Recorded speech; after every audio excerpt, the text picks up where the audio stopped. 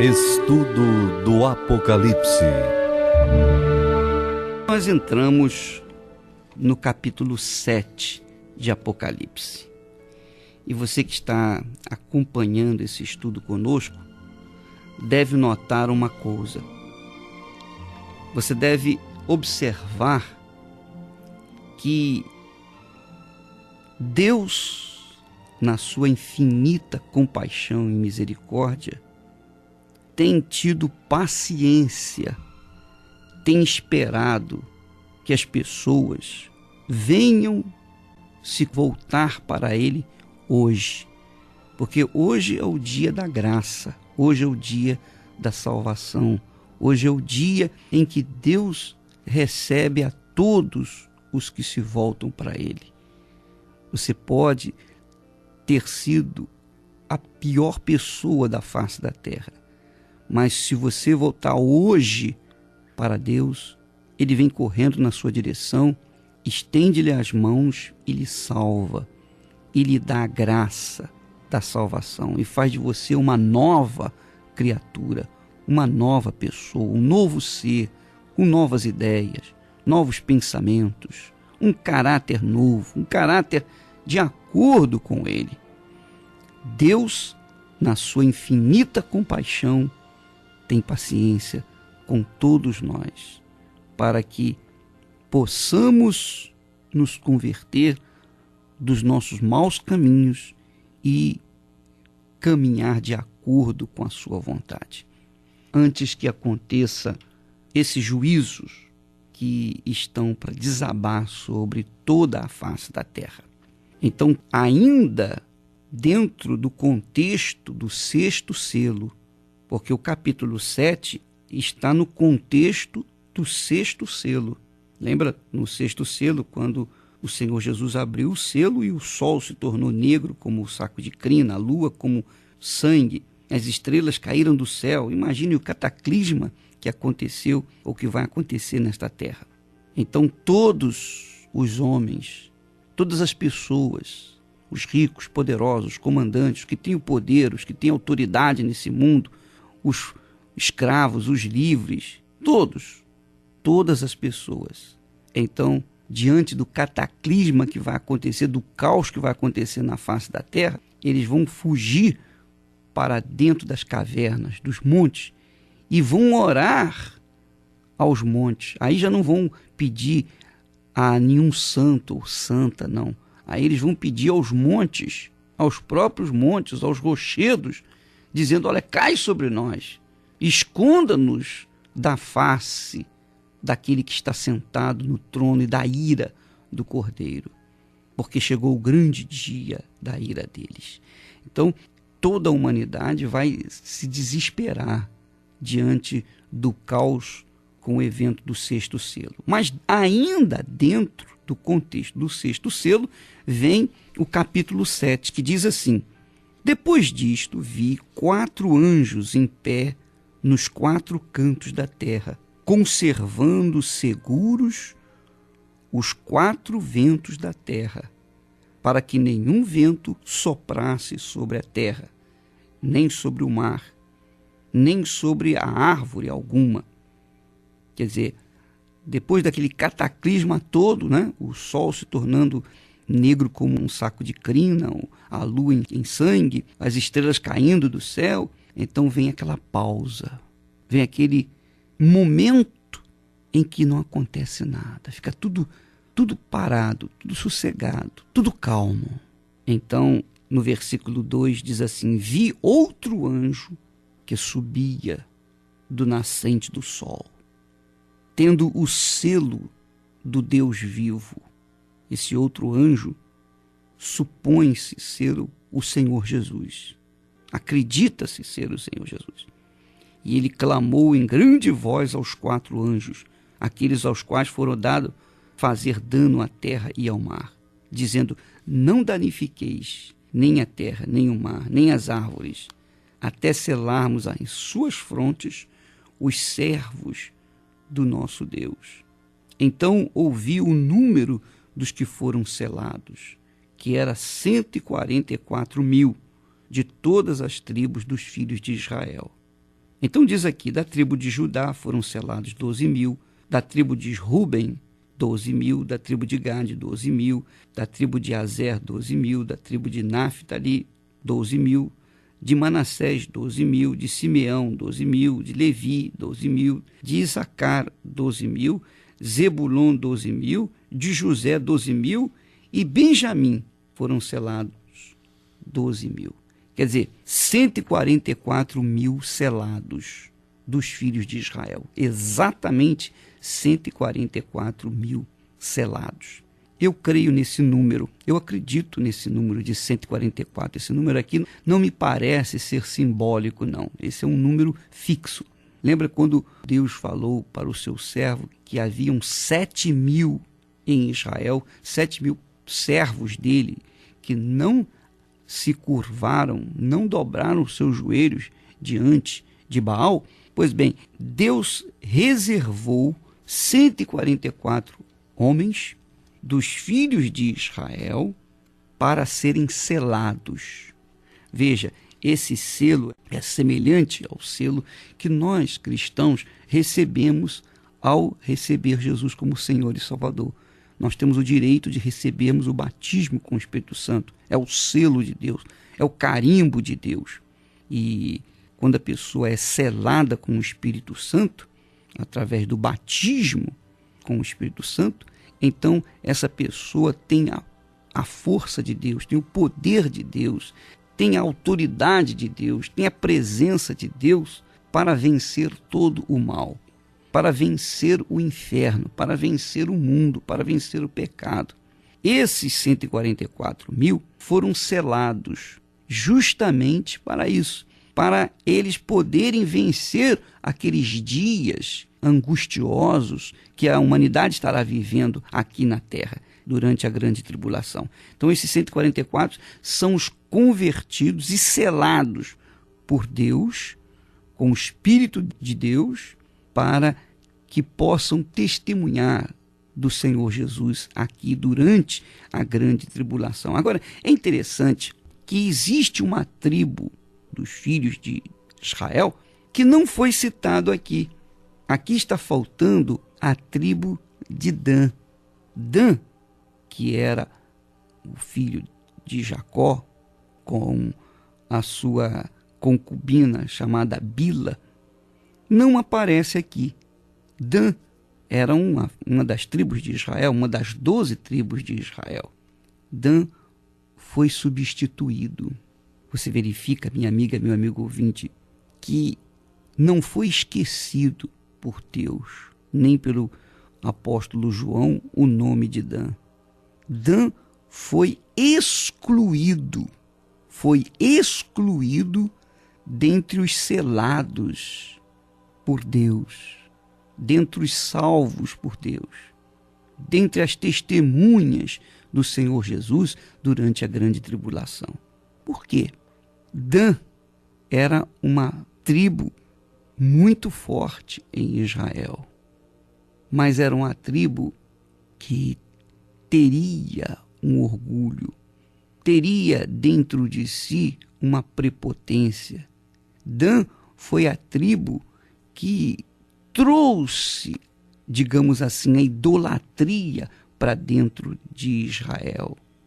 Dan foi a tribo que fez um profeta de ídolos do lar ser transportado para Israel. Jeroboão, mais tarde, um dos reis de Israel, veio cultuar justamente um ídolo que essa tribo de Dan havia trazido, importado para dentro de Israel. Veja como as coisas acontecem. Veja como Deus não se esquece. Ele não se esquece. A pessoa, quando comete o pecado da idolatria, ela comete o pecado mais capital, digamos assim, o pecado mais cruel, o pecado mais abominável diante dos olhos de Deus. O pecado mais abominável não é o adultério, não é o roubo, não é a mentira. O pecado mais abominável não é o assassinato. O pecado mais abominável diante de Deus é justamente a idolatria. Quando o ser humano faz um ídolo e esse ídolo passa a ser adorado no lugar de Deus, então Deus se revolta. Ele simplesmente abomina a idolatria. Deus fica irado com a idolatria, porque ele deve pensar o seguinte: como é que essa gente pode ser tão estúpida de criar uma imagem que tem boca, mas não fala, tem ouvidos, mas não ouvem, tem pernas, mas não andam, tem mãos, mas não apalpam, tem cabeça, mas não pensa, e começar a adorar essa imagem? Como é que essa gente pode ser tão estúpida de fazer esse tipo de abominação? Então Deus fica irado contra a humanidade que tem inteligência. Né? O sujeito é inteligente, você que está me ouvindo é inteligente, você é uma pessoa inteligente, você é um ser que tem uma inteligência, que tem capacidade de pensar. Então vem um amigo seu que tem uma capacidade artística muito grande, faz um boneco de pau, pinta esse boneco de pau, coloca num altar e você vem e adora esse boneco de pau. Como é que pode? Quer dizer, onde é que está a inteligência humana? Onde é que está a sabedoria humana? Onde é que está a perspicácia humana? Será possível? Como é que pode ser tão estúpido ao ponto de não observar, de não ver que aquela imagem é apenas uma coisa criada pelas mãos humanas? Essa imagem tem boca, mas não fala, tem ouvidos, não ouve, eu falo com ela, ela não me responde. Que negócio é esse? Não, minha amiga, Deus é espírito. Jesus disse: Deus é espírito, e importa que os seus adoradores o adorem em espírito e em verdade. Estudo do Apocalipse. Veja, quando nós citamos aqui Apocalipse 7, quando há a descrição dos 144 mil dos filhos de Israel que foram selados. Só que das 12 tribos que foram citadas, faltou a tribo de Dan. Também faltou a tribo de Efraim, mas a tribo de Efraim indiretamente foi substituída e dado sequência pela tribo de José. Mas a tribo de Dan não. Eles ficaram excluídos totalmente da bênção, do selo de Deus. Então, por que essa exclusão da tribo de Dan? E eu gostaria que você, minha amiga, meu amigo ouvinte, prestasse bastante atenção, porque a história é comprida. Claro que eu não vou aqui entrar em detalhes, mas mesmo resumindo o máximo, ela ainda assim dá um cumprimento muito grande. Veja, a entrega dessa tribo de Dan para o Senhor nunca foi total. O seu coração nunca foi 100% com Deus.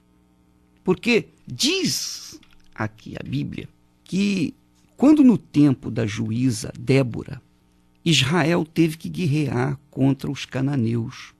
Ele obteve uma excelente, uma gloriosa vitória contra os cananeus. E o que aconteceu? Débora entoa um cântico de triunfo por causa daquela vitória. E repetidamente ela interrompe o seu cântico e pergunta: Dan, por que se deteve junto a seus navios? Quer dizer, por que você não veio à luta? Por que você ficou para trás? Por que você não entrou na luta conosco? Dan era a segunda maior tribo de Israel.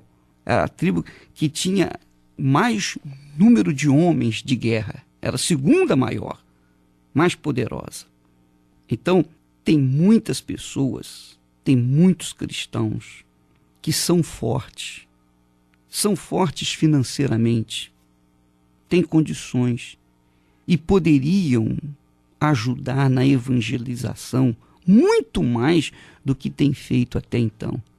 Mas são cristãos de papel, são cristãos do tipo de Dan, são cristãos de aparência, exteriormente, mas interiormente não tem nada de Deus. Olha, é sobre esse tipo de cristão aparente que fala aqui da tribo de Dan. Porque Dan teve uma oportunidade maravilhosa de mostrar a sua força, de juntar a sua força com a de Israel para vencer aquele povo cananeu. Mas ele não, ele se deteve, ele segurou as suas armas. Quer dizer, ele não uniu a sua fé com o seu povo, o povo de Israel. E é realmente muito triste, é muito assustador, porque quantos cristãos se detêm e fogem da luta da fé, não é verdade? Quantos poderiam glorificar Jesus com almas salvas, mas ficam enfurnadas dentro das suas igrejas, costurando vestes de santo, cultivando uma simpatia pelo pastor, procurando agradar o pastor, o auxiliar, ao invés de procurar agradar a Deus e buscar almas, e buscar visitar os pobres, os órfãos, visitar os doentes nos hospitais, nos presídios, fazer aquele trabalho de evangelização. E não há necessidade de que se mande fazer isso. A pessoa mesmo que é cristã, que é de Deus, ele não foge à luta, já tem esse ímpeto dentro dela. Eu me lembro que quando me converti, eu queria evangelizar, e mesmo a minha igreja não me dando nenhuma condição para isso, eu ia nos hospitais, eu procurava evangelizar, distribuir folhetos, eu procurava ganhar almas. Eu fazia isso levado pelo meu ímpeto. E há muitos que ficam enclausurados com as suas armas de guerra, quer dizer, com o seu poder para ajudar as pessoas, poder para salvar, poder para libertar, mas ficam guardando a sua fé, guardando tudo dentro de si, porque tem vergonha de se expor, tem vergonha de ser ridicularizado, tem vergonha de ser chacoalhado pelas pessoas, não é verdade?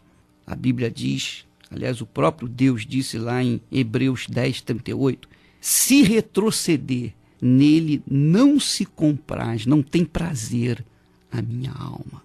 Então, a pessoa que sai da arena de combate, a pessoa que foge da luta, da fé, ela está iniciando uma apostasia.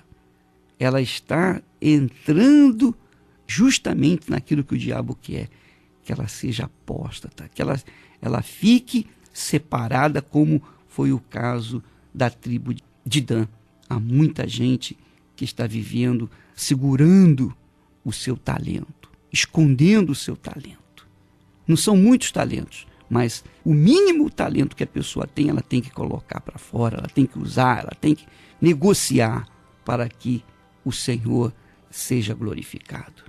Além disso, Dan também continuou regredindo, porque quando da entrega da herança a cada tribo de Israel, Josué foi o grande distribuidor dessa herança, e ele deu a herança também a Dan.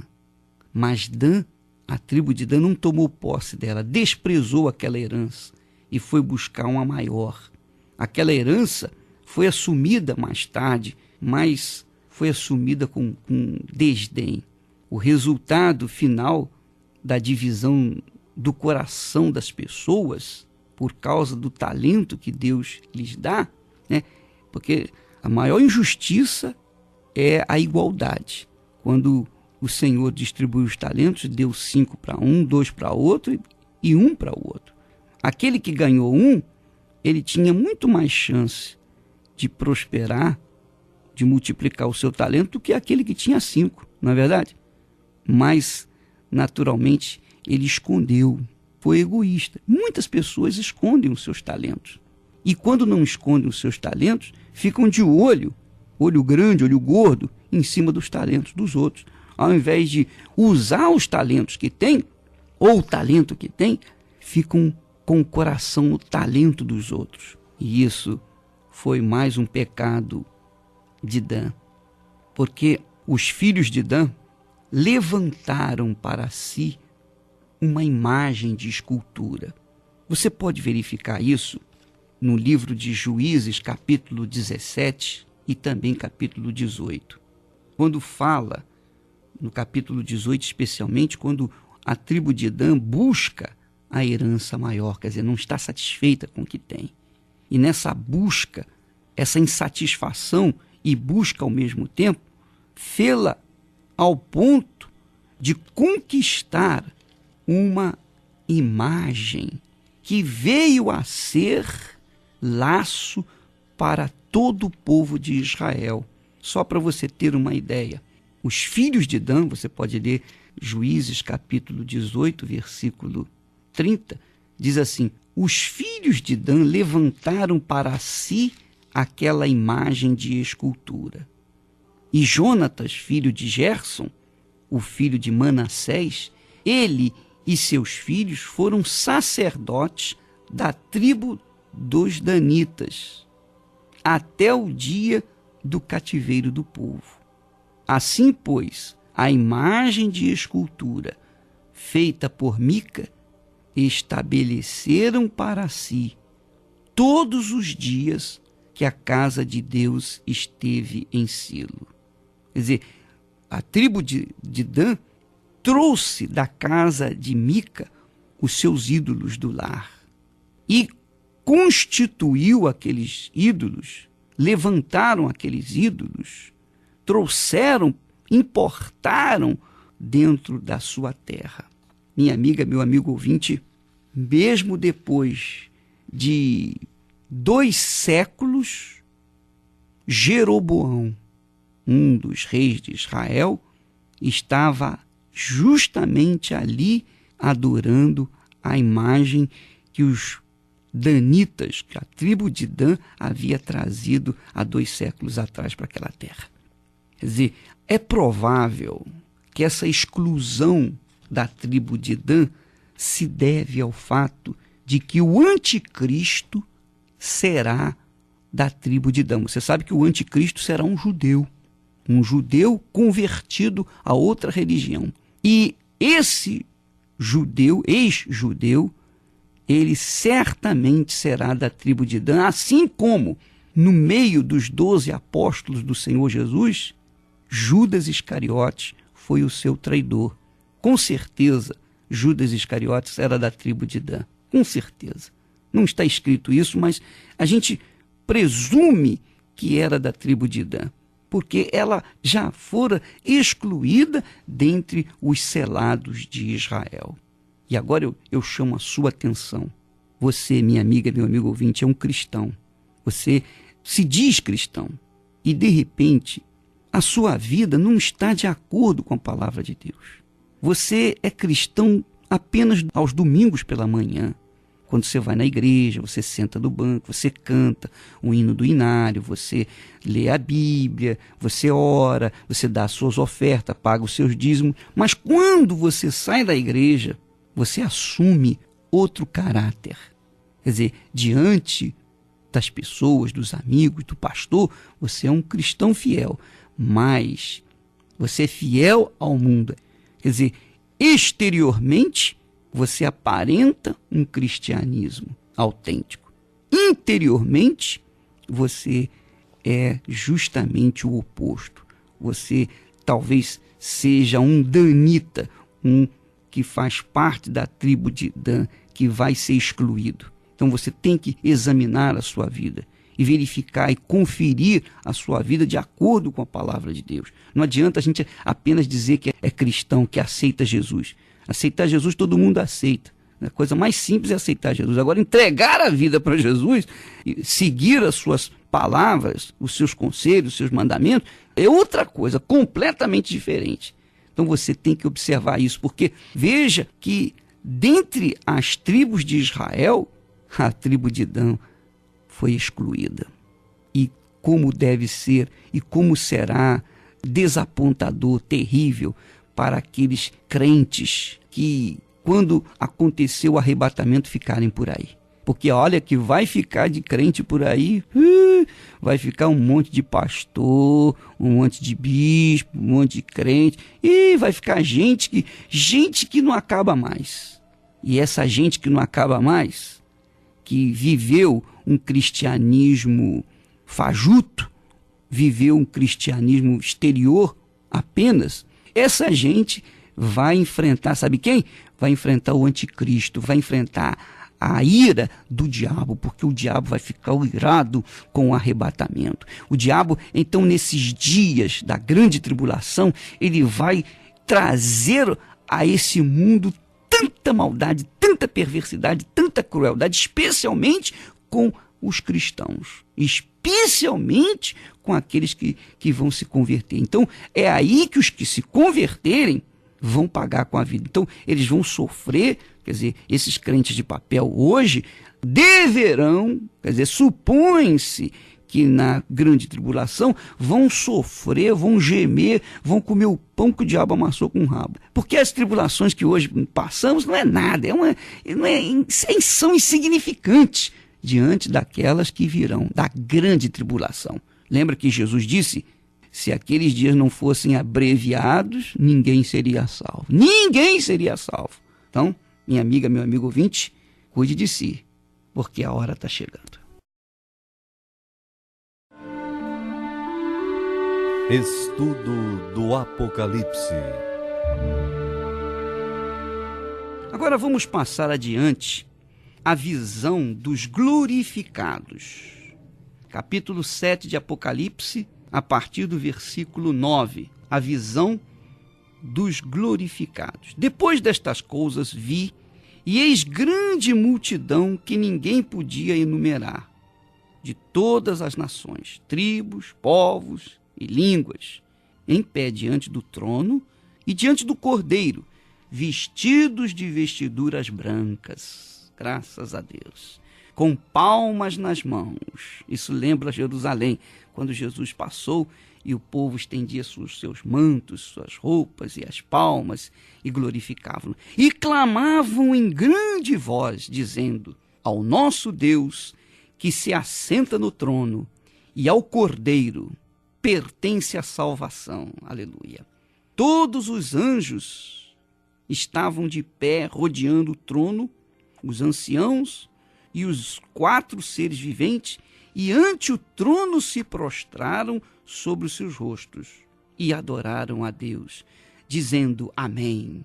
O louvor e a glória e a sabedoria e as ações de graças e a honra e o poder e a força sejam ao nosso Deus pelos séculos dos séculos. Amém. Aleluia. Isso é glória que Deus quer. A glória verdadeira, a glória real. Quer dizer, eles estavam ali glorificando o Deus vivo, não o Deus morto, não o Deus de pau, de pedra, de metal, mas o Jesus glorioso, o Jesus vivo, o Jesus, o Cordeiro de Deus, aquele que foi morto, venceu o diabo, venceu a morte, venceu o inferno, sim, com a sua própria fé, com o seu próprio ser, venceu pela sua própria glória, para que então pudesse ter o direito de ser glorificado, exaltado, magnificado por toda essa multidão inumerável de todas as nações, tribos, povos e línguas que de pé o glorificavam. Os seres, os anjos, todos os seres adoraram o nosso Senhor Jesus e ao seu Pai. Aleluia. Então, um dos anciãos tomou a palavra, dizendo: estes que se vestem de vestiduras brancas, quem são e de onde vieram? Essa multidão aqui não é a igreja, não. A igreja glorificada, não. Porque a igreja glorificada está aqui escrito, ó, no versículo 11, capítulo 7, versículo 11, quando diz: todos os anjos estavam de pé rodeando o trono, os anciãos. Os anciãos representam a igreja do Senhor Jesus. Agora, não fique pensando que os anciãos aí são velhinhos, não. É a igreja representada pelos anciãos. Então, quem são e de onde vieram essa grande multidão dos glorificados, dos que estavam de pé com vestiduras brancas? Então, João responde-lhe: meu Senhor, tu o sabes. Ele então me disse: são estes os que vêm da grande tribulação. Eles vieram da grande tribulação. Quer dizer que durante a grande tribulação, que vai durar 7 anos, então uma grande multidão vai se converter. E com certeza, aqueles parentes que nós já falamos tanto de Jesus para eles, que têm visto o Senhor Jesus em nossas vidas, viram os milagres que o Senhor Jesus tem feito. Nós somos testemunhas vivas do poder de Deus, nós somos testemunhas vivas do Jesus real, porque há uma vida em nós. Muitos estavam à beira da cova, né, com o pé na cova, e foram resgatados. Outros estavam perdidos nos vícios, nos tóxicos, vivendo uma vida desgraçada, uma vida infernal, e hoje estão vivendo uma vida limpa, pura, santa, reverente, uma vida que glorifica Jesus. Mas os seus parentes não conseguem ver isso. Os seus parentes não enxergam o que Deus tem feito na vida deles. Mas depois que nós formos arrebatados, então esses parentes vão ficar por aí e vão ver: realmente aconteceu, veja, puxa vida. Aí é que eles vão se converter, mas aí eles vão se converter, mas vão gemer. Vão gemer o que não necessita gemer agora, minha amiga, meu amigo ouvinte. Você não tem que gemer, basta que você se submeta à palavra de Deus. Basta que você se volte para Deus. Ele disse: tornai-vos a mim, e eu me tornarei para vós outros. É o que o Senhor Jesus diz para você agora, minha amiga, meu amigo ouvinte. Venha a mim e eu virei a você. Quando uma pessoa dá um passo na direção de Deus, Deus vem correndo na direção dele, para não perder aquela chance. Foi o que aconteceu com o filho pródigo, lembra? O filho pródigo saiu de casa, pegou a riqueza e gastou a riqueza do pai, gastou a riqueza que era dele, aliás, e gastou à vontade. Depois veio a fome, veio a miséria. Isso significa a grande tribulação. A grande tribulação vai ser assim. As pessoas hoje estão gastando a vida da melhor maneira possível. Mas quando vier a fome, a guerra, quando vier o desespero, então muitos vão se voltar para o Pai como o filho pródigo. E é o que acontece aqui nessa visão dos glorificados. Essa grande multidão vai se converter justamente na hora do aperto, na hora do desespero. Eles vão se converter e voltar-se para Deus de todo o coração. Mas aí vão ter que gemer. Aí eles vão gemer o que nós queríamos evitar quando falamos a respeito de Jesus para eles. Eles vão gemer, eles vão ser perseguidos. Ninguém vai querer, sabe? Ninguém vai aceitá-los. Aliás, Jesus, o Senhor Jesus diz aqui em Mateus 24, versículo 9: então sereis atribulados. Aí é que é tribulação. Se Jesus fala atribulado, é porque é atribulado mesmo. E vos matarão. Sereis odiados de todas as nações. Quer dizer, todas as nações vão odiar esse pessoal que se converter durante a grande tribulação. Não vai ter aquele dia de paz, de tranquilidade, não, minha amiga, meu amigo ouvinte. Os convertidos vão gemer mesmo, porque o diabo enfurecido com mais o anticristo, mais a besta, né? A primeira besta, a segunda besta, que é o falso profeta, o anticristo, todos eles estarão buscando aqueles que estão se convertendo, porque quem não se converter, ou melhor, as pessoas que forem adeptas do diabo, do anticristo, estarão com a sua marca 666 na testa ou então na sua mão direita. E ninguém vai poder comprar ou vender sem essa marca. Então, nós já estamos vendo, né, o avanço da tecnologia. Você verifica aí, eles estão criando outros seres exatamente igual. Estão sendo exatamente a cópia fiel de onde tirou aquela célula. Quer dizer, o homem está avançando demais, ao ponto de querer fazer o próprio homem, o próprio ser humano. E aí ele vai dizer: eu sou Deus, Poxa, então o que eu penso é que o homem vai chegar ao ponto de dizer, não, eu vou mandar fazer um homem igual a mim, vai tirar um pedaço de mim, vai fazer uma outra pessoa igual a mim, e o espírito que estava em mim vai passar para ele, eu morro e eu vou continuar vivendo naquele ali. Quer dizer, essa é a ideia no futuro. E muita gente vai cair nessa ideia do diabo. Muita gente vai cair nessa conversa fiada. Então, nós vamos ter dias terríveis. E quem não tiver a marca da besta não vai comprar, não vai vender, não vai... Enfim, não vai ter como viver. E aí ele vai aparecer e o diabo, a besta, o anticristo, vai usar essa gente para ridicularizar, tentar ridicularizar o Senhor Jesus, vai fazer dessa gente de gato e sapato, vai brincar com essas pessoas, mas com uma brincadeira perversa, vai fazê-las sofrer, gemer, padecerem de tal forma que só mesmo o poder de Deus para mantê-las vivas. Jesus disse, se não fossem abreviados esses dias, ninguém, absolutamente ninguém, seria salvo. Estudo do Apocalipse. Dando continuidade ao estudo do Apocalipse, capítulo 7, vamos a partir do versículo 13, falando ainda sobre aquela multidão, aquela grande multidão. Um dos anciãos tomou a palavra, dizendo, estes que se vestem de vestiduras brancas, quem são e de onde vieram? Respondi-lhe, meu senhor, tu o sabes. Ele então me disse, são estes que vêm da grande tribulação. Lavaram suas vestiduras e as alvejaram no sangue do Cordeiro. Razão porque se acham diante do trono de Deus e o servem de dia e de noite no seu santuário. E aquele que se assenta no trono estenderá sobre eles o seu tabernáculo. Jamais terão fome, nunca mais terão sede. Não cairá sobre eles o sol, nem ardor algum, pois o Cordeiro que se encontra no meio do trono os apacentará e os guiará para as fontes da água da vida. E Deus lhes enxugará dos olhos toda lágrima.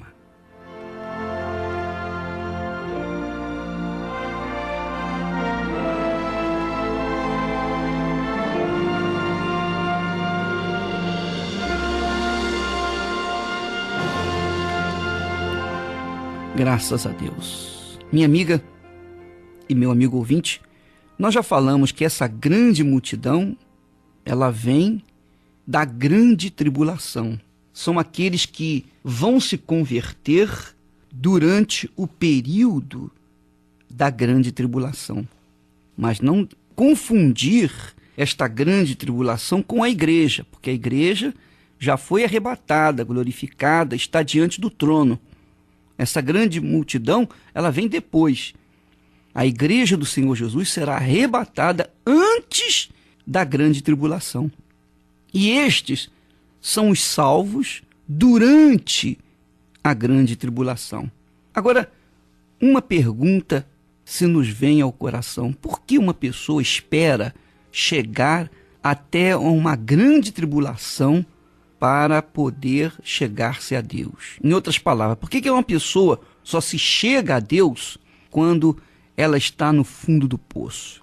Bem, isso tem acontecido com todos os que realmente um dia tiveram encontro com o Senhor Jesus. Normalmente. Porque no fundo do poço a gente não tem para quem clamar, não tem a quem clamar, não tem a quem invocar, não tem quem possa nos ajudar. No fundo do poço, e o poço é individual, a gente tem que olhar para o alto e gritar. Quanto mais fundo o poço, mais alto a gente tem que gritar. Então, a grande tribulação será tão cruel, tão difícil, tão sinistra, que as pessoas vão se converter muito mais, eu creio, do que na época da paz, na época da graça. Porque nessa época da graça as pessoas desprezam o Senhor Jesus. As pessoas desprezam a mensagem do Evangelho. As pessoas discutem a mensagem do Evangelho. Elas não aceitam, elas não se submetem, elas não são humildes para aceitá-la.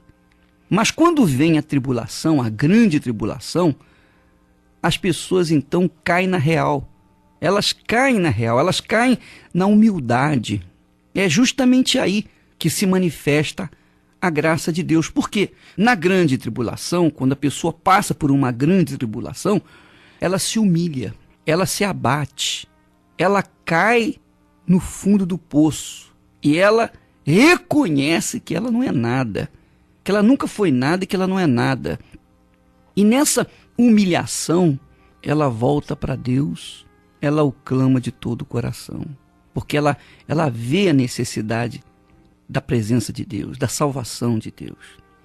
Aí ela vem de rastros, ela vem aos prantos, ela vem já determinada a entregar sua vida para o Senhor Jesus e viver de acordo com a sua vontade. Mas enquanto não acontece a grande tribulação, a pessoa não se humilha, a pessoa não se manifesta humilde, não se submete. Você pode verificar que o trabalho da Igreja Universal do Reino de Deus, ele é dirigido justamente às pessoas que estão aflitas, doentes, enfermas, humilhadas, no fundo do poço. Simplesmente porque o Senhor Jesus disse: os sãos não precisam de médico, mas os doentes. Então nós canalizamos o trabalho justamente para as pessoas que estão doentes, quer da alma, quer do corpo, quer do coração. Então as pessoas que vão se converter aos montes durante a grande tribulação, elas vão sofrer, mas elas vão sofrer, elas vão gemer depois de se converterem muito mais do que antes, justamente porque vão dar o valor à salvação, aquilo que nós fazemos. Muitas pessoas não entendem o desejo que nós temos de levar o Evangelho às pessoas. Muitas pessoas acham que nós somos muito espertos.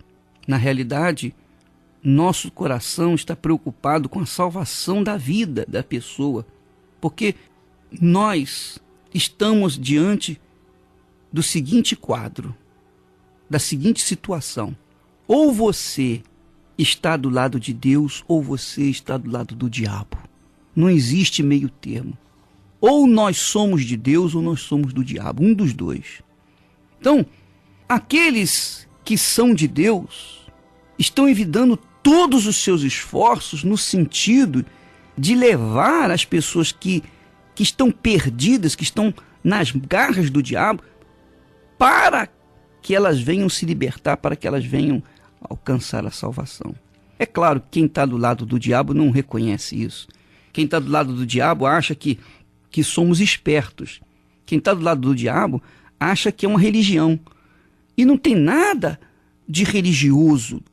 Nós levamos a salvação às pessoas, procuramos levar a salvação antes que elas venham passar por essa grande tribulação que o mundo todo vai passar. Então, aqui diz o seguinte, no versículo 16, diz assim: jamais terão fome, que quer dizer o seguinte: essa grande multidão que foi salva durante a grande tribulação, ela vai passar fome, ela vai passar sede, vai ter sede, porque está aqui escrito: nunca mais terão sede, não cairá sobre eles o sol. Nós verificamos que haverá muitos cataclismas com os eventos da abertura dos selos. E o que acontece é que o sol vai aquecer muito mais do que antes. Nós vamos verificar que a terça parte da terra vai ser queimada. Nós vamos verificar que muitas coisas na terra, muitos terremotos, muitos desastres, muitos maremotos, muitos vulcões, enfim, vai haver todos os cataclismas naturais vão acontecer nesse mundo, porque os juízos de Deus vão se manifestar de fato e de verdade. Então haverá fome, haverá sede, haverá o calor do sol. Mas estes que se converteram e morreram, pagaram com as suas próprias vidas por causa da sua conversão, eles vão estar junto com o Senhor e não terão mais fome, nunca mais terão sede. Nem sobre eles virá o calor do sol. Pois o Cordeiro, diz aqui o versículo 17, o Senhor Jesus, que se encontra no meio do trono de Deus, os apacentará. Quer dizer, vai levá-los aos campos verdejantes celestiais, né? E os guiará para as fontes da água da vida. E o próprio Deus lhes enxugará dos olhos toda lágrima. Então, eles terão suas lágrimas secadas pelo próprio Deus. Serão apacentados pelo próprio Filho de Deus, o Senhor glorificado, exaltado e magnificado. Mas eles vão gemer antes de acontecer isso, porque vão passar pela grande tribulação. Minha amiga, meu amigo, talvez você venha passando por uma tribulação muito grande, mas não é a grande tribulação. A grande tribulação você não tem nem ideia do que vai acontecer. Nós falamos aqui em tese, nós podemos até ter uma imagem daquilo que vai acontecer, mas a realidade vai ser muito maior do que nós possamos imaginar. Então você está vivendo numa tribulação. Deus quer lhe salvar agora.